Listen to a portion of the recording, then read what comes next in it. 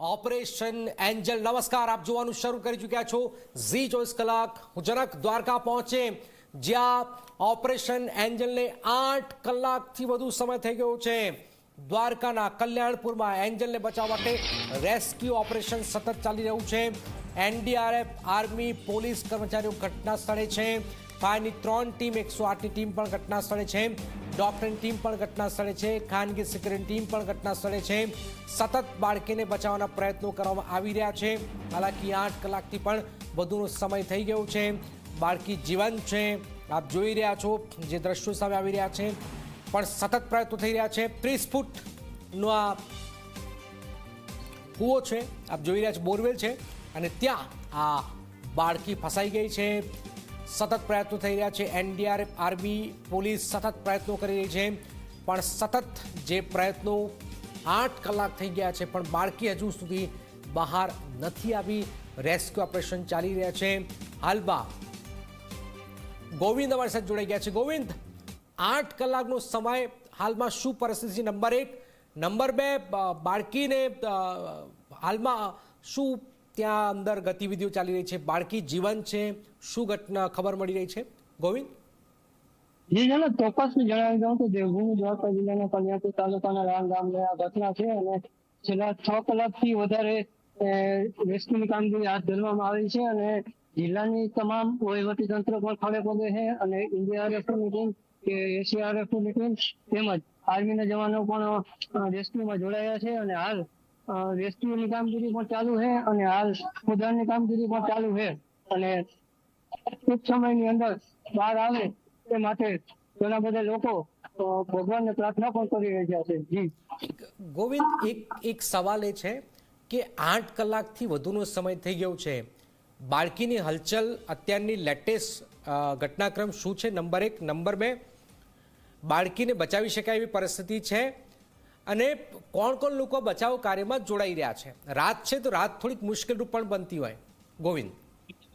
જી જણાવ, ચોક્કસથી જણાવી દઉં તો બોર્ડની અંદર હાલ ઓક્સિજન આપવાની કામગીરી પણ ગવર્મેન્ટ દ્વારા કરવામાં આવેલ છે અને 108ની ટીમ દ્વારા ઓક્સિજન પણ બોરમાં અવિરત ચાલુ છે, એટલે બાળકીને હજી સુધીમાં ઓક્સિજન લેવા માટે કોઈ જાતની તકલીફ જોવા મળેલ નથી। જી તો કેટલો સમય લાગી શકે છે બહાર આવતા? બસ હવે થોડા જ સમયની અંદર બહાર આવવા માટે એનડીઆરએફની ટીમ દ્વારા અવિરત મહેનત ચાલી રહી છે। જી તો કેટલે સુધી બાળકીને એમ ખેંચી શકાય છે એવી કોઈ જાણકારી ગોવિંદ? જી ચોક્કસથી જણાવી દઉં તો બાળકીને 6 થી 7 ફૂટ ઊંચી ખેંચી લેવામાં આવેલી છે, પરંતુ રસીમાં સરખી રીતે ના આવતા ફસાઈ ગઈ હોય તો વધુ ફરીથી રસી નાખી અને વધુ બાંધવાની કામગીરી હાથ ધરવામાં આવે છે। તો કેટલા વાગ્યા સુધીમાં બહાર આવી શકે છે એવી કોઈ જાણકારી? જી હાલમાં સમય તો આપણે પાકો ન આપી શકીએ, પરંતુ એનડીઆરએફની ટીમમાં તમતોડ મહેનત કરી રહી છે। એ જોતા એવું લાગી રહ્યું છે કે 1.5 થી 2 કલાકની અંદર બાળકી બહાર આવી શકે છે। બિલકુલ ગોવિંદ, જરા જે પરિસ્થિતિ છે, જો નજીક જઈ શકતા હોય તો, મને દેખાઈ રહ્યું છે બોર્ડર મારી છે, પણ નજીક જઈ શકતા હોય તો જરા બતાવો દ્રશ્યોને કે શું પરિસ્થિતિ છે ગોવિંદ?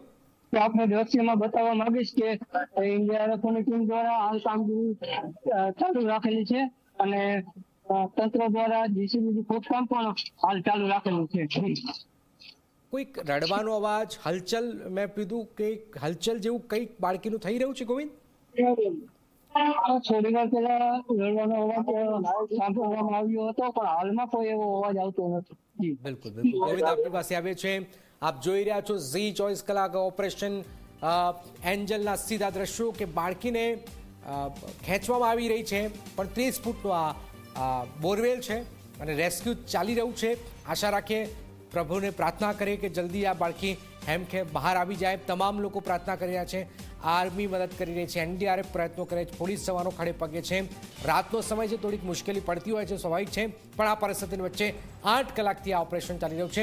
તમામ વ્યવસ્થા કરાઈ છે અને આશા રાખીએ, પ્રભુ પાસે પ્રાર્થના કરીએ કે આ એન્જલ છે એને નવું જીવન મળે, આ બાળકીને નવું એક જીવન આજે મળે, એ પ્રકારની પ્રાર્થના પ્રભુ પાસે કરીએ છીએ। આ પ્રકારની ઘટનાઓ વારંવાર બની રહી છે. બોરવેલની અંદર બાળકો પડી જવાની ઘટનાઓમાં સતત વધારો થઈ રહ્યો છે. એ પણ એક ચિંતાનો વિષય છે. પણ આ પરિસ્થિતિની વચ્ચે આજે આખું ગામ જાગી રહ્યું છે. દ્વારકામાં ચર્ચા છે ને તમામ લોકો વિનંતી કરી રહ્યા છે કે બાળકી હેમખેમ બહાર આવી જાય.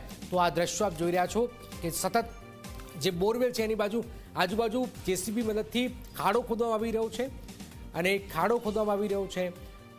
પ્લાન બી અંતર્ગત એ ખાડો ખોદવામાં આવી રહ્યો છે. હાલાકી રસ્સીથી એ બાળકીને બહાર કાઢવાનો પ્રયત્ન થઈ રહ્યો છે. આપ જોઈ રહ્યા છો કે આ એન્જલ જે છે, બાળકી જે છે એને બચાવવા માટે એનડીઆરએફ છે, આર્મી છે, પોલીસ કર્મચારીઓ ઘટના સ્થળે છે. ફાયરની 3 ટીમ 108ની ટીમ પણ ઘટના સ્થળે છે. ડૉક્ટર પણ ખડે પગે છે. ખાનગી સિક્યુરિટી ટીમ પણ ઘટના સ્થળે છે. તો આપ જોઈ રહ્યા છો કે બાળકીને બચાવવા માટેના પ્રયત્નો તમામ આપ જે કેમેરાથી જે મોબાઈલની અંદર જે દ્રશ્યો જોઈ રહ્યા છો એ બાળકીની લેટેસ્ટ પરિસ્થિતિ છે કે બાળકી શું છે ત્યાં હાલમાં પરિસ્થિતિ ક્યાં છે. તો 2 હાથ એના આમ ફસાઈ ગયા છે ઉપર. તો આપ જોઈ રહ્યા છો. હાલાકી જે ખબર છે કે હલનચલન થઈ રહ્યું છે, એક રાહત આપતી ખબર છે. હલનચલન થઈ રહ્યું છે અને ડૉક્ટરની ટીમ પણ ઘટના સ્થળે છે. ઓક્સિજન એને આપવામાં આવી રહ્યું છે કારણ કે જ્યારે આ પ્રકારની જગ્યા હોય, બોરવેલ જેવી હોય, તો એને સૌથી વધારે જો મુશ્કેલી પડતી હોય તો ઓક્સિજનની હોય છે. તો ઓક્સિજન પણ સતત આપવામાં આવી રહ્યું છે. આ પ્રકારની ઘટનાઓમાં ખૂબ જ ઝીણવટભરી પરિસ્થિતિ બતાવવામાં આવતી હોય છે. હાલાકી ઝી મીડિયા પણ એ વાતનું ધ્યાન રાખી રહ્યું છે કે જે ઓપરેશન ચાલી રહ્યું છે એને મુશ્કેલી ન પડે, એમાં કોઈ પણ જાતનો 1 સેકન્ડનો પણ વિલંબ ના થાય એટલા માટે અમે નજીક જવાથી થોડા પરહેઝ કરી રહ્યા છીએ. એટલા માટે અમે નજીક નથી જઈ રહ્યા. પણ જે દ્રશ્યો સામે આવી રહ્યા છે આપ જોઈ રહ્યા છો.